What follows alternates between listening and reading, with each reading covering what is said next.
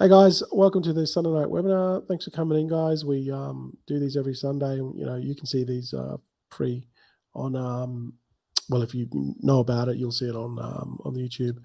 But yeah, so we chime in every Sunday and just have a quick chat about kind of like what's happening in crypto and just life in general. Because obviously we're different parts of the world and stuff, and now it's not a lot to talk about, but there is kind of like a bit to talk about.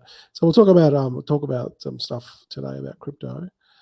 And I always ask Garth how his week's been because we There's talk. always Yeah, something it's like going on. we talk about stuff that we want to talk about. Unless we get people that come on, then we'll talk about stuff that you want. So if you want to come on, just come on. When we start, and then we can answer your questions. That's what we like to do. So what about your week, Garth? How's your week been? Good. Been working on some e-commerce stuff. So, because I've always been involved in e-commerce and we've been doing that for a long time. But yeah, on a new project. So working on that, going through setting up a new store, and yeah, just going through the interesting thing is we've talked about this before, but when you like go into a project or whatever, you see some shiny object or whatever, you go into it, and what you don't realize is, you think, oh, this is cool, this is great, and then when you get involved in it, you find out that, oh wow, you don't know as much as you thought. This is a lot harder, right? And this is what happens, and you sort of go through this up and down, and that's why you sort of jump from different idea to idea. But what happens is, whenever you should expect that when you do something, perhaps new, I mean, it's not entirely new for me because I've sort of been doing it for some time, but when you do something, you expect to have struggles and hurdles and problems, and that's all part of anything. And you've got to keep going through and solving those problems, and just, yeah, that's the trick, not to give up, because as soon as you give up on whatever project you're doing, then what happens is you look for another type of opportunity, because you think, oh, Absolutely. and I'm guilty of this about 10,000 times over. This is why I'm telling the story. Yeah, I But laugh. That's yeah, why I'm laughing because I yeah. am too. And sometimes you have to do things over and over a few times to realize, where you went wrong. So, yeah, the trick with this one is, I'm going to continue, and even if I have a problem, and I'm going to continue around it and work away and just not give up on it.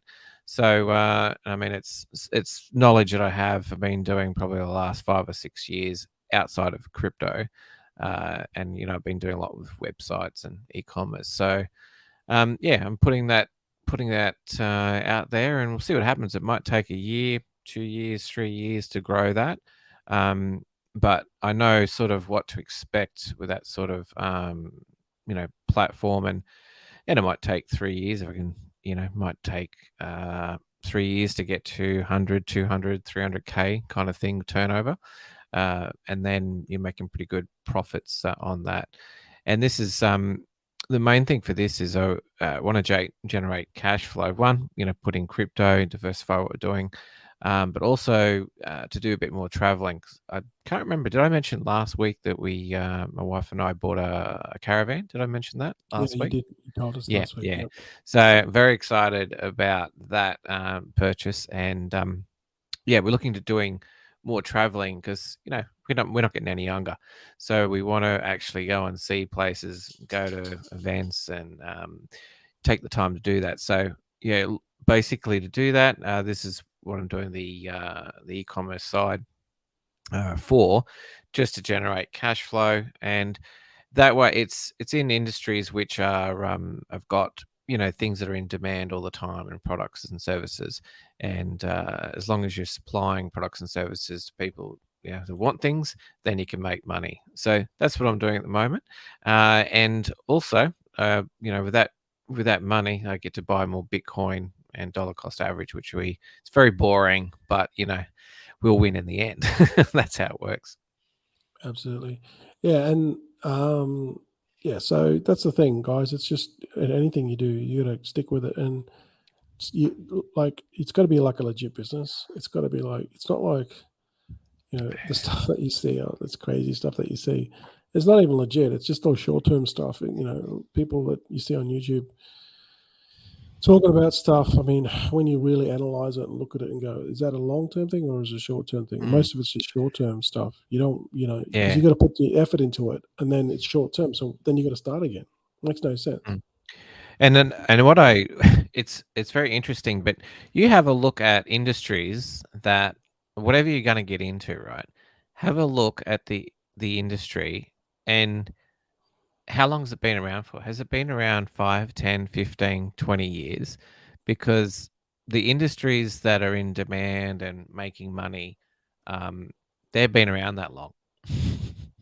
That's the funny thing because sometimes when you get into something new, there's no demand therefore, or there's actually no industry that's it's entirely new. And maybe this is kind of like where crypto is, even though it's been around for a while, it's still got time to mature.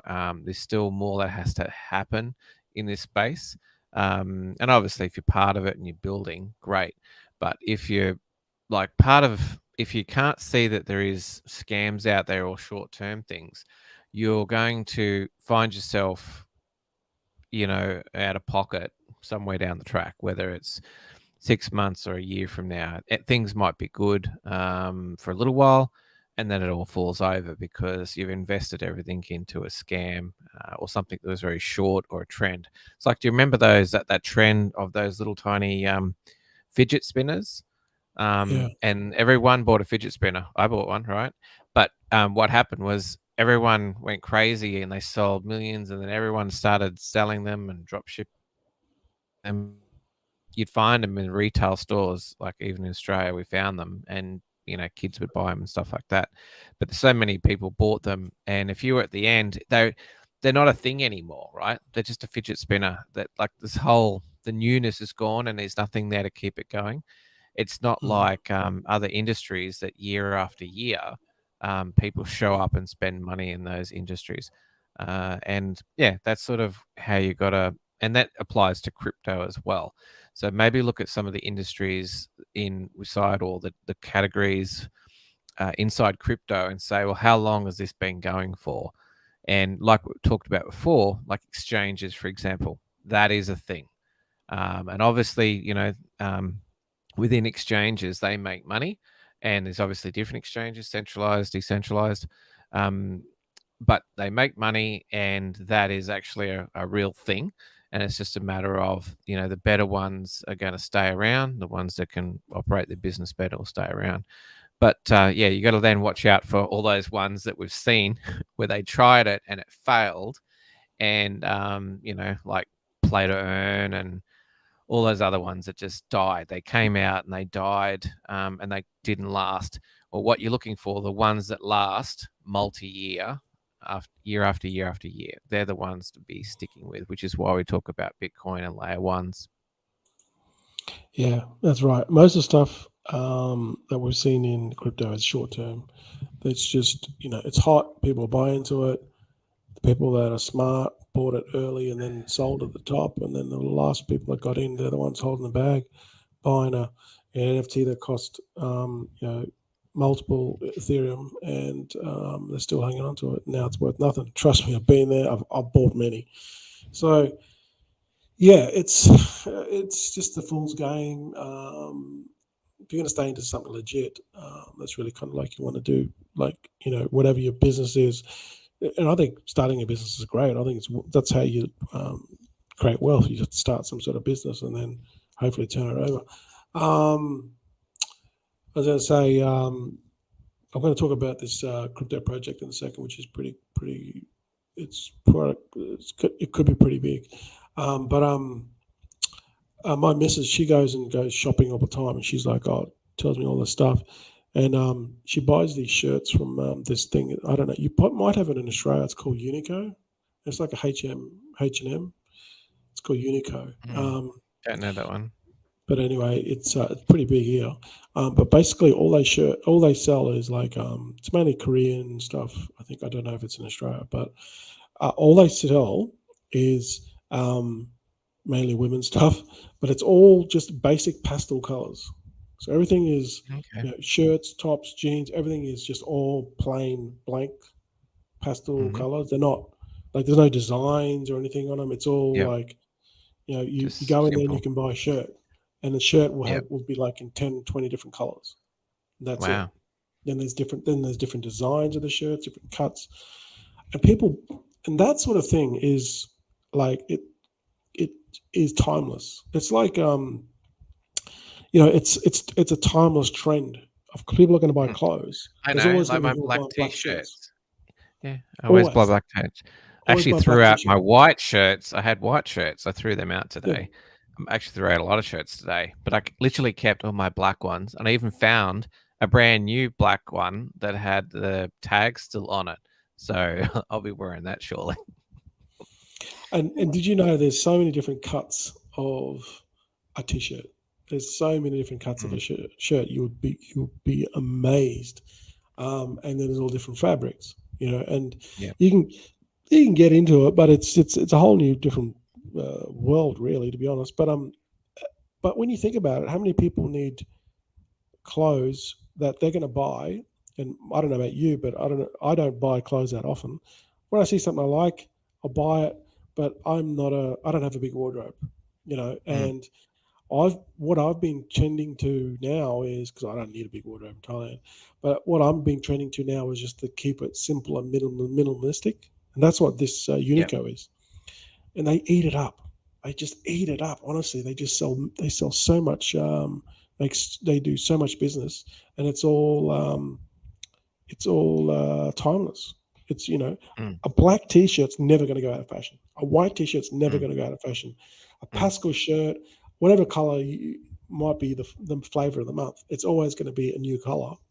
It's never going to go out of fashion, and they keep on selling like hotcakes. And I said to my missus, you know, you should start selling those shirts. You can get them. I can get them for you. I'd start selling them. And so I think she's going to start doing that. But yeah, so you've got to. So going back to what you said, try to get into a business that is long term, timeless, something that you know they're always going to year after year for it. Year after year after year. It never gets old.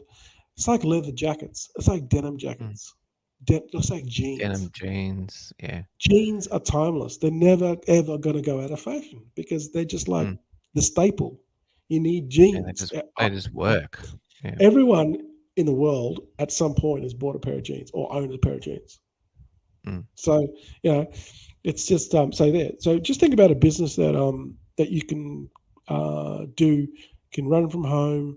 That's legit. That's long term. Might take you a while to set up, but that's what you want. One of the big things now that I've discovered is because everyone was doing like, you know, crypto, everyone was doing like drop shipping, everyone was doing a lot of these businesses that people made a lot of money on. And then what happened was a lot of people came into those businesses and then sort of saturated it. You know, there was like Amazon business, eBay business. Before that was eBay. Then there's like Etsy, and then there's like ClickBank. There's selling, you know, Shopify, drop shipping, primarily drop shipping.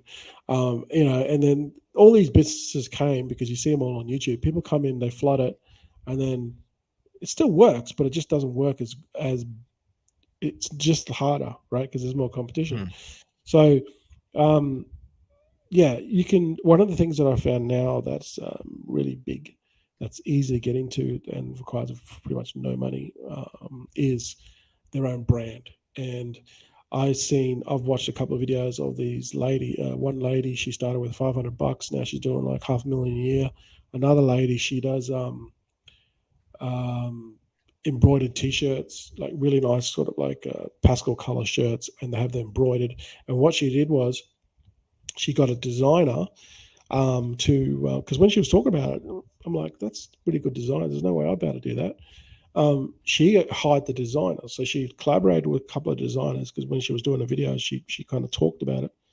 Got those designers, obviously got them on board or paid them the money so then she could use the design. And then she did the marketing, and she only started like with very little money. Now her mum's helping her, and she works out of her basement. Now she's got to hire more people because there's too much work for her. But so people are bringing these, starting their clothing brands, and they're starting it on things like TikTok, because they can order all the clothes and stuff, like they can just order the blanks, and what they do is then they customize it or brand it to them, and they can just get Yep. all the designs done. Hire someone. I wouldn't suggest Fiverr, but there's better places than Fiverr. Get a design, and then they document the process through the social media, and they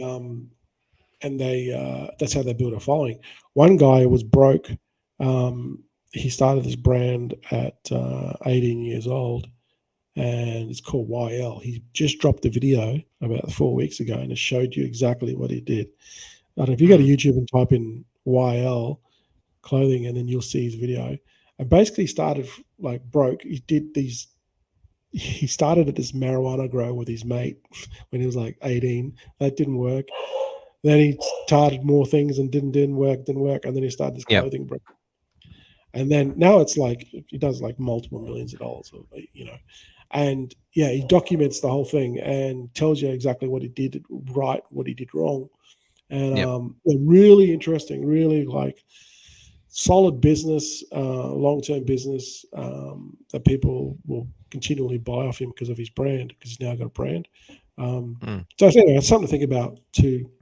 I think starting a business is a great little thing to, as long as you can find something that resonates with you, and then find a community that's also passionate about it, because there will be someone that's passionate about the same thing you are. And then if you really try to follow that, I think it doesn't matter. You won't quit. Like you won't go, oh shit, that didn't work, because it's kind of like something that you're passionate about. So you're not going to quit on it. You really enjoy doing it. And if you can make a full-time income from it, you can.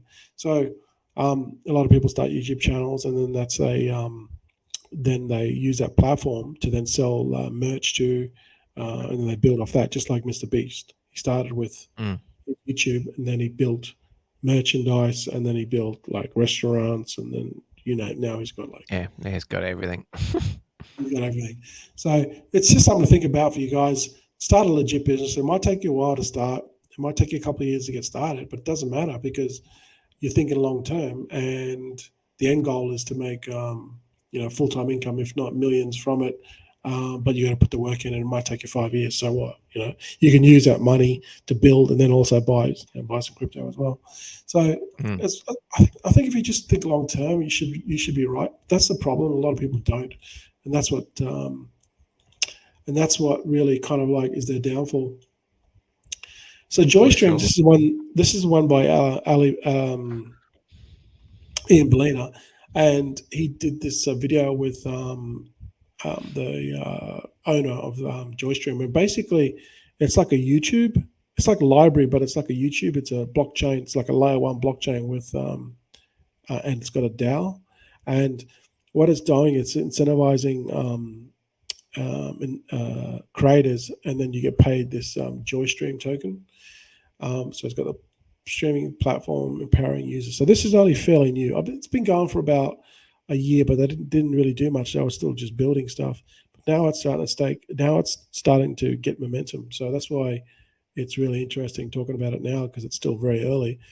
There's what's that? 1 billion? Is that a billion? Yeah, 1 billion supply.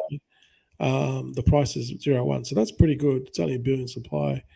And you can check the stats on CoinGecko. One platform, multiple apps. JoyStream is an open source platform with open blockchain with its core, powering multiple video stream apps at once. Videos uploaded via an app built on JoyStream can reach millions of consumers of their apps on the network, allowing creators to expand their audience with a single account with no extra effort. And then it's got these are like the features. It's got like multiple apps already being built on it. So these are like the apps that have already been built on it, that are already doing well, that help you. How about starting your own video community? It's got basically no code approach. It's built for creators, basically. Customize, launch, build, and earn. Open source code base with rich feature set. Rewards for publishing your videos. and then it's got here recent rewards from people. Obviously, these are just small people at the moment, but yeah, I might try it, get onto it, just to kind of like see what it's sort of about. But it's only very new. But these guys here, they're kind of like making $20 in one day, $5 one day, $10, $5. Video monetization with NFT sales and royalties. So videos can be turned into NFT, minted on JoyStream Network, and put up for sale. Creators can choose between fixed price, open auction, and timed auction with royalties. Creators get a cut of every NFT sold once sold again on the AnyApp network. So, so here, like they're highly incentivizing you to put content on there, because they're giving you a shitload of Joy tokens, as you can see. So yeah, I watched the video about with the owner and the creator of it, and yeah, it looks like a promising up and coming, which is always kind of like what you always want to do. You want to get into the up and coming projects, because that's where you kind of like, obviously, we've done stuff in the past. It's all getting in early with stuff, and you want to make sure that whatever you're getting into is kind of like long term, right? Because we already discussed that. It's all about long term. But if you go and have a look at JoyStream, here, we're looking at a market cap of, it doesn't even say, actually. It's pretty small. It doesn't even say here. So it's not even existent. Yeah, it's about 120K in volume. All-time high was 2 at the moment. So definitely something to look at, because it's like, you get into sort of these streams, these income things early. You can definitely position yourself. So I've been following Ian Bellina for a long time. Okay, I'm pretty much a disciple of kind of like what he does. He hasn't been talking about a lot of stuff lately, mainly promoting his token metrics. But and he's been quiet as well.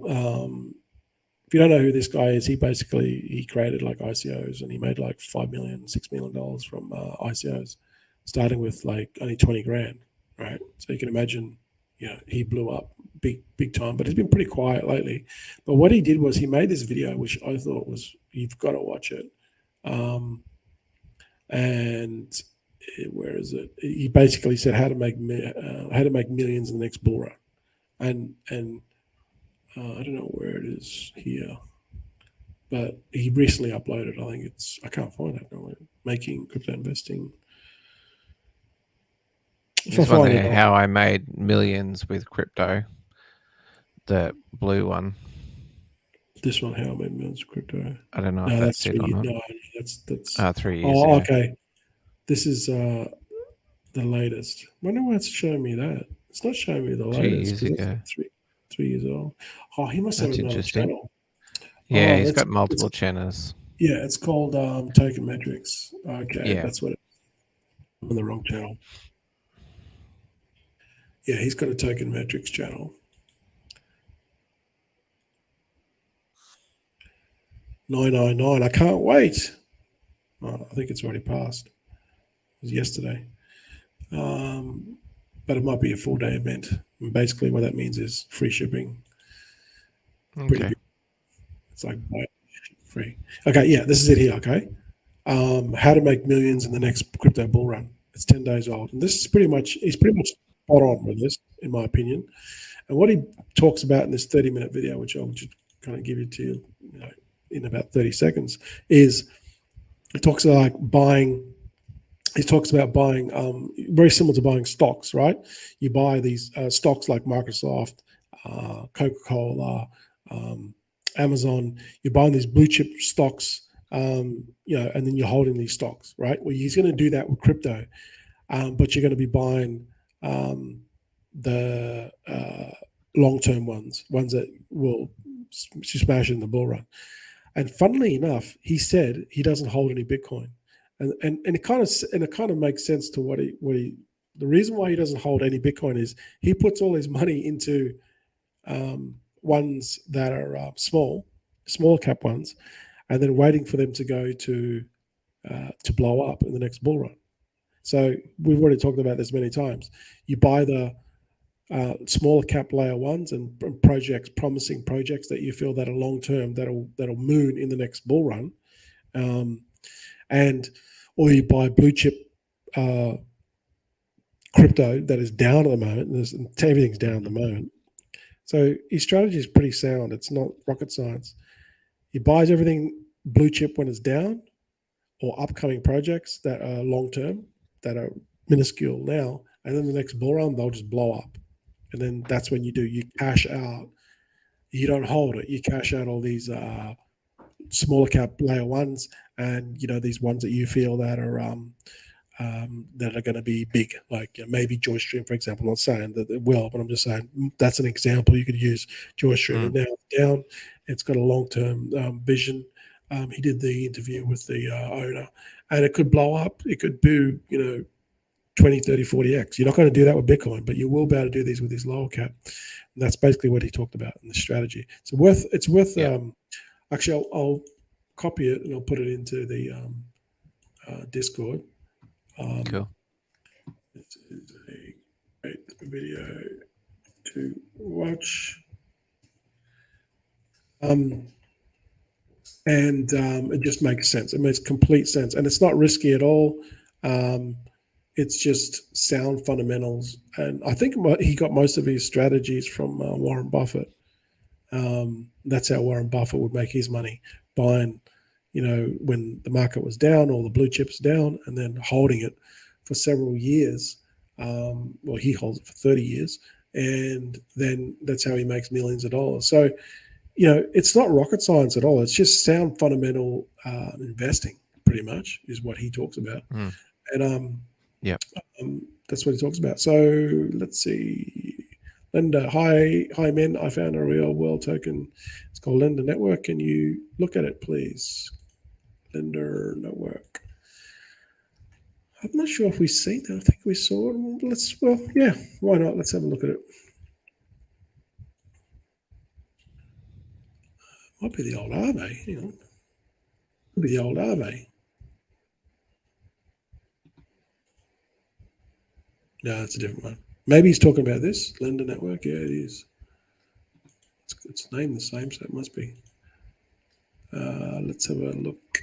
All right, I'll share it. His name's Lender. That's weird. Is he promoting it? Real world assets, stablecoins, 0% interest loans. Ooh. All right. Get access. Okay, you can get access if you sign up to that.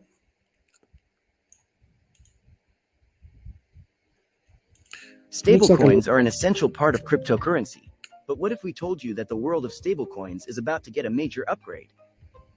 Introducing Lender, a BSC protocol that is set to transform the way we think about stablecoins. Can you hear that? With Lender, you can use BNB to take out an interest-free loan for on-chain real-world assets, which you can use while also maintaining your BNB position. Loans are available for tokens like Lender USD, which is pegged to the US inflation index, making it inflation-proof, as well as tokens pegged to different commodity indexes such as gold, gas, real estate, healthcare, and more. You can receive up to 90% of your collateral in a stablecoin, and there is no interest for as long as you maintain the loan. Only a one-time borrowing fee as low as 0.5% is charged. You can use your Lender USD and other stablecoins as you like, and even leverage your position on BNB. Lender also comes with security audits from creditable firms, an experienced team, and is completely decentralized and governance-free. With borrowing on Lender today, we welcome you to the future of stablecoins. Yeah, that looks interesting. Me personally, I would not just you, but I'm just saying. I mean, in general, just as me personally, having experienced FTX, having experienced Celsius, and that, by the way, that logo looks like Celsius Network. It just looks similar. Okay, Yeah, I'm not terrible. saying Terrible. I'm not colours. saying. Yeah, I'm not saying it's you guys that are all. I'm just saying. and you haven't experienced all that sort of stuff before, I not like I said, not even you guys. I would just not even lend, because I know a lot of guys do it. That's how they make money, because you're locking up your coins, and they're paying you a coin that they've just basically created out of thin air, but they have your coin, so that's the problem. You trust in the platform. I mean, it's not nothing. It's not new. So this is not new in terms of the category that it's in. It's in lending, but we've seen the biggest problem with this type of model is the risk of hacking, like a contract hack, and that is an exploit, right? I mean, we could probably sit here and name half a dozen exploits to do with stable coins and lending platforms. It's just huge. So that is the biggest problem with this, is the actual risk of the contracts, let alone any other risk. And is that really worth it? So it might be a great idea, and it might, who knows, it might still be around in a couple of years. But if it gets hacked and you lose everything, or they depeg, remember these coins that they make up that are stable coins, they can depeg when there's exploits or other reasons for it to happen. We've seen it so many times. And yes, a lot of them are collateralized, and they've got systems in place to handle that as part of the protocol. But there's plenty of smart people out there that exploit these protocols, and then we hear it 12 months later where there's been an exploit. So while we're chatting about it, I'll have a quick look at some of the hacks that I've had in these type of protocols before, and I'll come back to you. Yeah, I mean, it's good that it's got the team there. That's always good to show transparency. So I just want to say that, at least they've got that up there and people kind of know who's behind the project. So, yeah, we're not saying go and invest in it, but we're not saying that they're a scam either. So,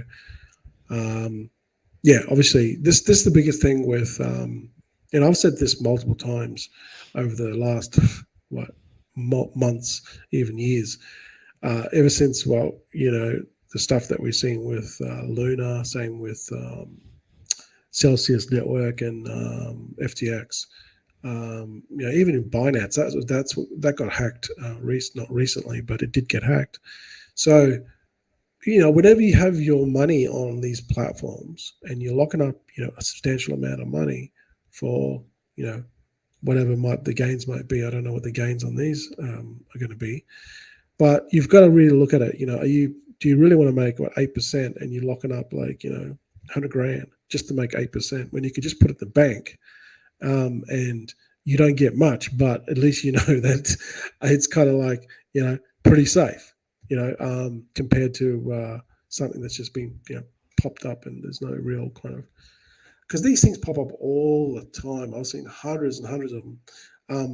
So yeah, you just gotta be careful when you put these money on these sort of things, because it's just, once they get an exploit, that's it. You're millions of dollars or thousands of dollars or $10,000 or $5,000 or whatever, how much money you put in there, it's gone, and there's no one you can actually call. It's gone. So even these protocols, or even anything that's lending related in America, they're basically cracking down on. Even Coinbase, I think they were told to cease their operations with the lending. And so anything that's lending based in America, the SEC do not like it at all, and they'll shut you down. I don't know where this is based. Austin, Texas. It says Austin, Texas. So I don't know the legalities there. But yeah, lending is a real big no-no because of, like I said, what's happened with our little friends. Yeah. What do you call it? Celsius. So yeah, nothing bad about Lender. It's not their fault. It's just that the way that it's just the way it is with Celsius. Celsius is probably made bad for you guys, which is not fair. You know what I mean? And that's not a good thing. So, all right, can you see that screen that I'm sharing? Oh, yep. Yeah, so this is why when we see new projects like this, we're not like, oh, wow, let's buy that. And the reason is because stake.com on the 4th of September, 6 days ago, just lost $41 million of people's money because a private key was compromised. All right, stolen. I didn't know about that. 41 million. No, I didn't know about it either. Here it is. 6 days ago. Didn't see that in the news, but maybe if I looked harder. There you go. So someone used a private key, stole $41 million. Okay, cool. Here's another one, Shared Stake. Not sure whether Shared Stake is in, like, it's staking. I don't know if it's lending or not. Balancer. I mean, Balancer's pretty big, been around for a long time. $800,000 on that one. Rug pull on Magnet Finance for 6.4 million. That's just straight out rug pull.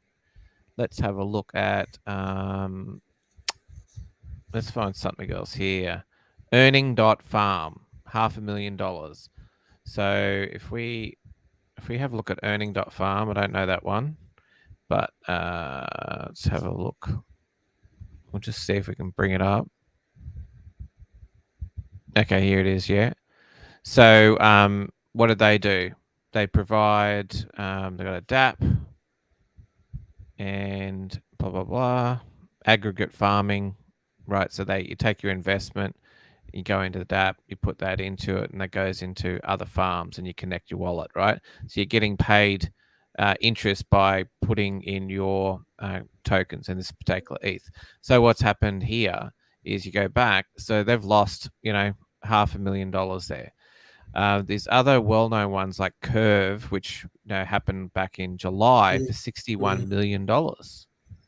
So, okay, so maybe Conic Finance. And I'm just bringing these up because some of these are in that category of DeFi and also in, here you go. This one's liquidity and curve pools. Yeah. And all it is you're giving them the assets. They're giving you like a token to represent that. But when it gets hacked, that's the end of it.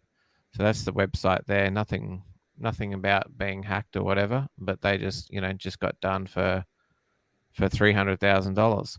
So this just goes on and on and on. And this is why you got to be careful about anything where in DeFi, because you're dealing with straight out rug pulls, you're dealing with exploits, you're dealing with bad code, private key being compromised, someone stealing it, flash loan, like the list goes on.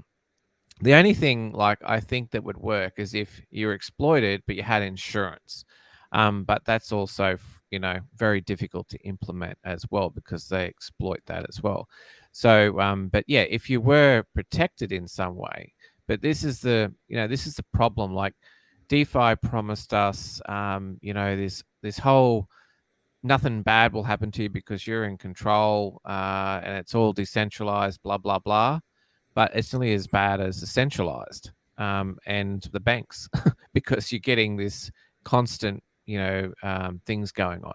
And if this wasn't, maybe this is all part of the process and they're getting better and better and better at sort of stopping this. But I don't know.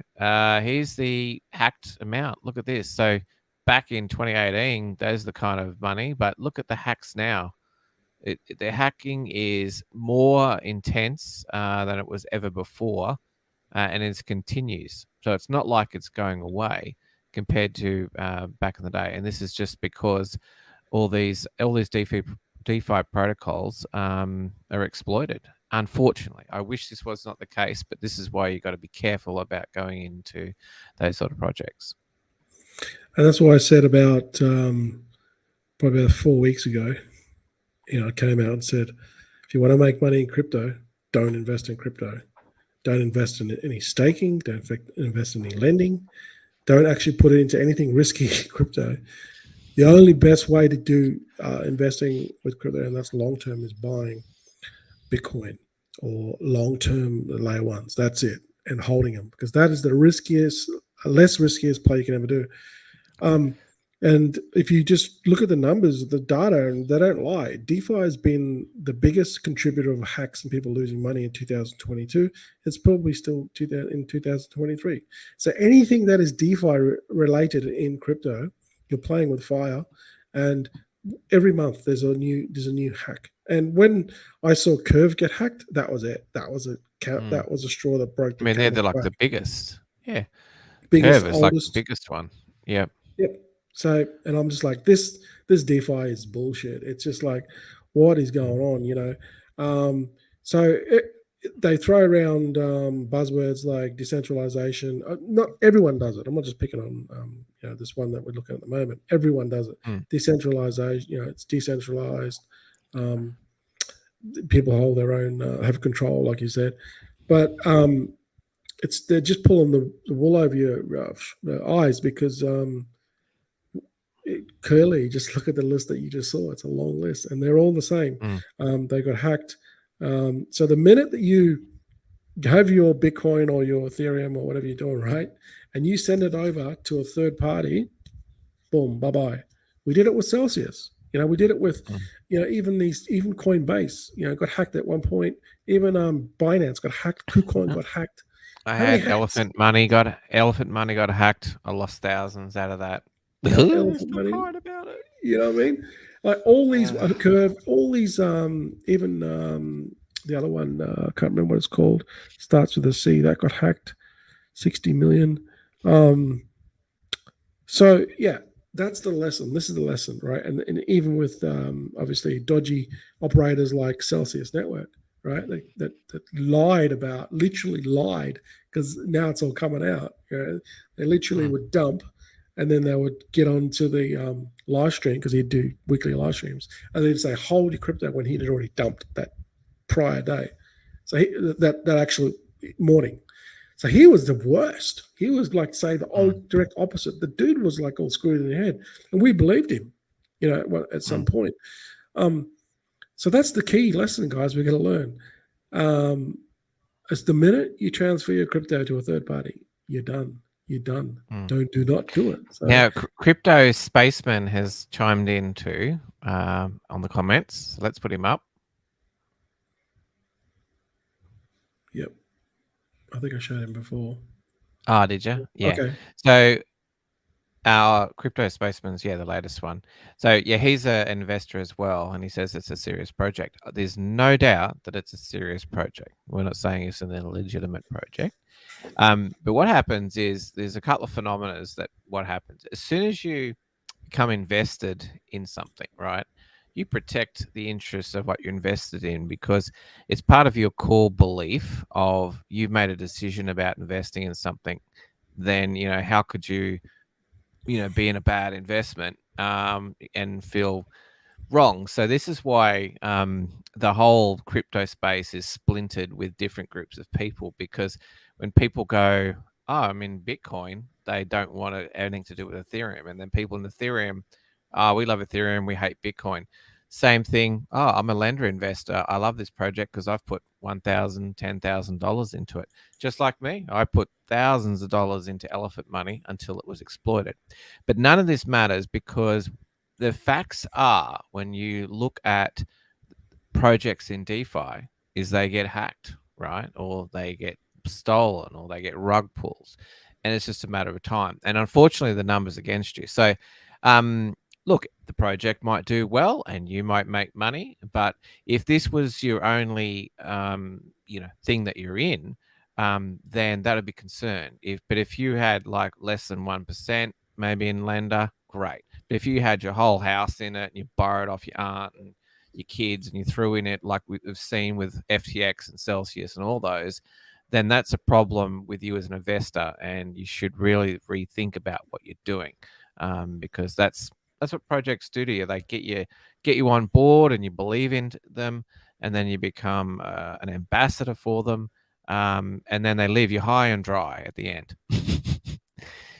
And this is what happens to you after you've done 2 or 3 bull runs, and in between, this is what happens. You get used to this sort of stuff. Yeah, look, I hope the project does well for you guys. So thanks for mentioning it. Yes. But it's a hard sell, right? We've been around for a long time. We've been in, this is going to be like our second major bull run. Hopefully, when it comes up, or third bull run, sorry. It's like third 6 bull run. years now. Yeah, 6 Probably. years, going on 7 years. So we've been around the block. We've seen it all, right? Not saying that we're the old farts or anything. We're like, there's still new stuff coming out and stuff that we haven't seen. So, but you might be able to get some new people that are not as savvy that might see this as an opportunity. But definitely the crypto OGs, they've been burnt in the past with a lot of these Celsius, Lender, FTX, Curve, you name it, right? They're not going to put their money into something like this or any type of lending platform that is either not regulated or is not even if it has a good reputation, there's always that risk with the code, and that's what we saw with the Curve. It got exploited. So, like Gar said, there's always someone that is smarter than the people that are actually running the show, and you think that the people that are running the show know it all, but they don't, because there's always someone smarter, and usually it's someone that's not even, you would not even think, but there's always someone smarter, someone who always exploits it. So that's why we don't lend or advocate or even tell people in our group to put anything into DeFi lending. We've told these people for a long time. Yeah, for a long time. So it's there was a time me, you could probably have a look at videos from a long time ago. We were heavily into DeFi and all the different things and events, but we've learned since then that it's not a great thing, because the most important thing in investing is not losing your money. Like, that's the number one rule. And don't lose your money. If you don't lose your money, that's then exactly you're what like Warren always Buffett the way says. there. That's exactly what Warren Buffett says. He says, number one rule, don't lose money. That's like the first rule. And he makes sense. It just absolutely, it's don't lose money. And that's what people forget. They don't learn from these titans of investing. You just got to go and read every single thing that you can about Warren Buffett. And then you'll realize that all these people that are the biggest investors in the world, they all are disciples, or they've read some sort of they've read his teachings, and they've kind of like taken what that Warren Buffett has talked about, and then kind of like taken bits and pieces of it to do their investing or whatever their business is. But they're all like, take what he said is like, yeah, okay, that's what he said, don't lose money. Yeah, that's a big one. Yeah. So yeah, that's it. Thanks for mentioning the project, though. We appreciate it. Yeah, appreciate it. Lisa, I mean, look, we love people asking us about what we think about stuff, even whether it's going to be good or bad, who knows? But it's definitely helpful. So, and hopefully we've helped somebody make a decision whether they want to get into it or whether you don't. Yeah, so we always say at the end of the day, like Warren Buffett says, I mean, he's at it first, don't lose money. And that's kind of like what we teach here. It was like, just get your Bitcoin. I know it's not sexy. It's boring as batshit, but it's going to make you money in the long term. Boring stuff always makes you money. The boring stuff always makes you money. And that's buying Bitcoin and holding it, because buying the layer ones now where everything's cheap, everything's down. So this is the opportunity to be accumulating. And I know it just sounds like so boring because we say it every week. But this is actually the best strategy in crypto. And that's obviously buying low, selling high, right? Now, you might want to sell if you want to, but that's up to you. But that's what you're doing. 25K. It was down, went up to 26K for a brief time, then it dumped again. But Bitcoin's 25K 8. So it's pretty cheap, I reckon, in my opinion. This is one guy, he said, posted this thing on Facebook, and he's like, Bitcoin hasn't moved very much lately, has it? And then I replied to his Facebook, Bitcoin's been moving, just not the way you want it to move. And if you want to get into something that moves primarily down, get into fiat. So I don't know what his reply was. But, Bitcoin is Bitcoin. It'll just do what it's do. But if you look at the long term, we've got the halving coming up next year, and then that will take some time for it to kind of marinate, and then kind of for that half a block or half the rewards are going to take time for it to kind of go through the ecosystem. And then you got the next halving in 2024. So it's a long-term thing. And then the next one in 2030, so 32. So what we can do now is accumulate or create some sort of income off crypto, because like I said, we don't recommend putting money in crypto, just only for buying it. And create some sort of business or anything. Like, Garth's always been, I mean, your last job was e-commerce anyway, but so do something that you're going to, that you really enjoy. And then, because you're gonna have to stick with it, like anything, it takes time, probably a couple of years before you really start to see, your fruits for your labor. And that's the commitment you need to put towards anything before you actually see massive results. It's minimum the first year, 12 months, 365 days, you're grinding and you're going to see no money. That's it, period. Now, if you're comfortable with that, then start a business. But if you're not, stay at your day job. And there's nothing wrong with staying at your day job, but don't expect to increase your income. The biggest way to make more money is to start a business, some sort of business, get it going. You have to do everything yourself when you first start. And then when you get to a point where, you build enough income, revenue coming in, you can hire more staff, you can, get more the brand out there, whatever you're selling, get more people involved using paid ads or influencers. That's kind of like a grassroots thing at the moment, using influencers. And then as more people, buy and know about your product or your service or whatever your brand is, then more sales, and then you can hire more people. And then eventually what you want to do is, put people in place so then you can separate yourself, or just operate at a higher level where you only focus on the core things that do matter the most and that you're good at in that business, and the rest of the stuff is taken care of by people, good people that you hire. Obviously, that's going to come down the road. That's how successful people run multi-million-dollar businesses and multiple multi-million-dollar businesses, because they separate themselves and they hire really good people to do all the shit for them while they just focus on the core stuff that they need to do, which doesn't take them a lot of time.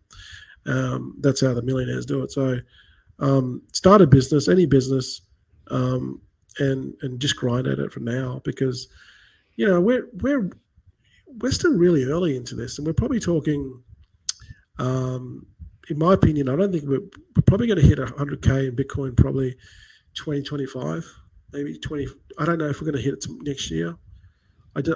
We might, but it's 20. We're at 25 grand. I think realistically we'll hit 100K in 2025.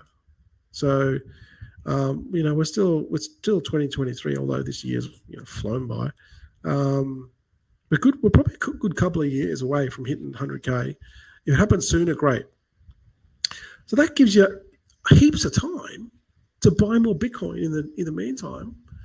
So then you can accumulate it now, and then enjoy it later on. And the best way, one of the best ways to do it is start a business. So yeah, I don't know. Cool. Any more thoughts on that? Or whatever you wanted. I agree with you. Yeah, we're on the same path here. So now that's all good. I think we've covered stuff. I learned some stuff about that one with Joy that you talked about. That was good. And there was one final one that I saw the news maybe before we finish up, and it was, I think, Ethereum guy. Was he Buterin? Yeah, Vitalik. Yeah, Vitalik. Yeah, his X, or Twitter account, X account, got compromised, and millions of people lost money because they believed what he said, but it was compromised, and they lost millions of dollars. That was the last news I saw. So lot hasn't changed, right? People are really simple.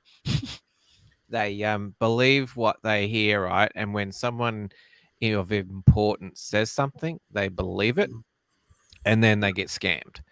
And this is just how the world operates. So we're going to continue seeing stuff like that into the future.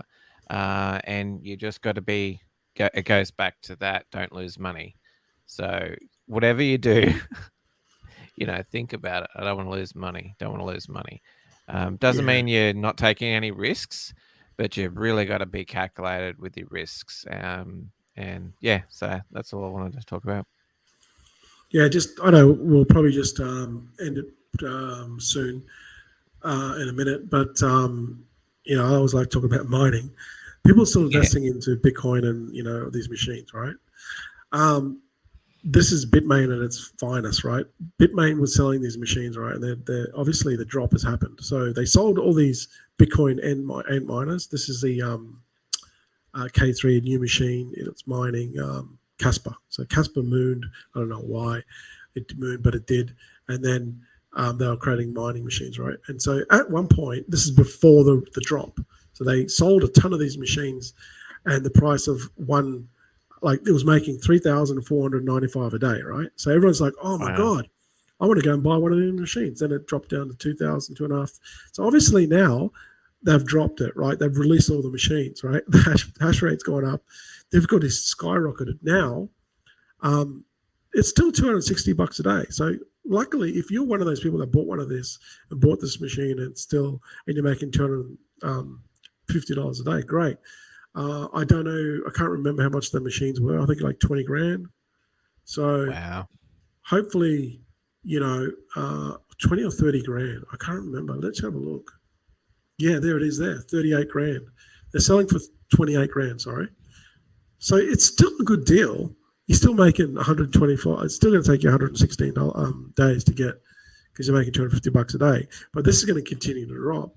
So this is the fool's game with mining, with Bitmain. They do it all the time. They've been doing it forever. They get sucked into it. Although I love mining, I think it's a great idea of mining it now. But the only way you're going to make money with mining is mining Bitcoin now and holding it and taking the hit with electricity, which even these big mining conglomerates like Hut and these other ones, even them, they've got to pay the electricity bills, which cost millions a month.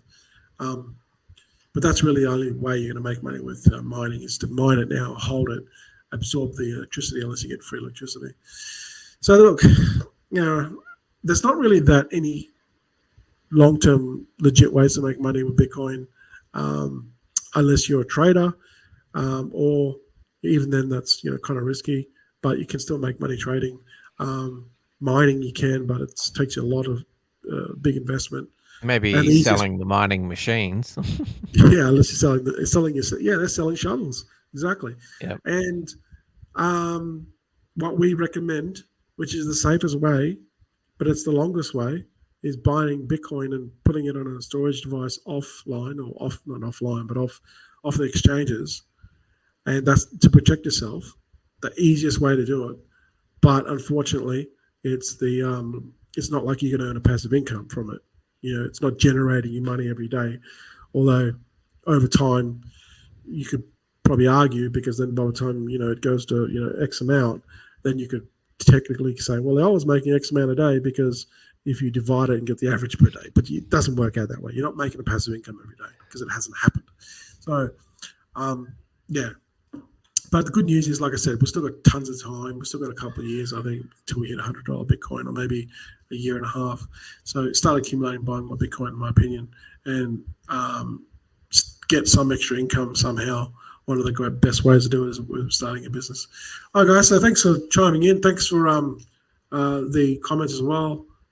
Crypto Spaceman and Linda for coming on and asking questions, because that's what we like. Have any questions? Come on and ask us and we'll answer them. All right, mate. Well, that's pretty much it. Have a good week, and I'll probably catch you next week. And you guys, we'll see you in the Discord. See you guys. Bye. Catch yous.